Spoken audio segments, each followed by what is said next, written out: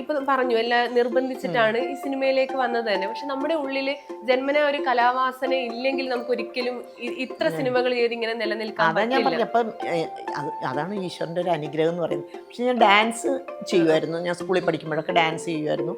സ്കൂളിൽ നമ്മൾ നാടകങ്ങളൊക്കെ അങ്ങനെയൊക്കെ ചെയ്യുമായിരുന്നു. അല്ലാതെ ഇങ്ങനെ ഒരു ഇതിലേക്ക് നമ്മൾ വിചാരിച്ചിട്ടുണ്ടായില്ല. അല്ലാതെ കുട്ടിക്കാലത്തായാലും പഠിക്കുന്ന സമയങ്ങളിലൊക്കെ ഈ ഇങ്ങനെ ഡാൻസ് ഒക്കെ ചെയ്യുമ്പോൾ മനസ്സിൽ എന്തെങ്കിലും ഞാനൊരു സിനിമാ നടിയാവും അങ്ങനെയൊന്നും സങ്കല്പങ്ങളൊന്നും ഉണ്ടായില്ല. സിനിമ 10ാം ക്ലാസ് ആയപ്പോഴേക്കും കല്യാണം കഴിഞ്ഞു. പിന്നെ നമുക്ക് കുട്ടികളായി. പിന്നെ ആ ഒരു ജീവിതമായിരുന്നു.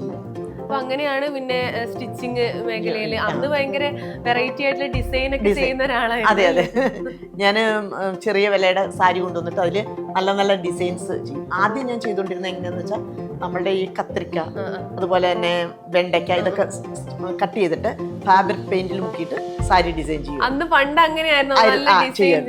പിന്നെയാണ് എംബ്രോയിഡറി പഠിച്ചു അതിലേക്ക്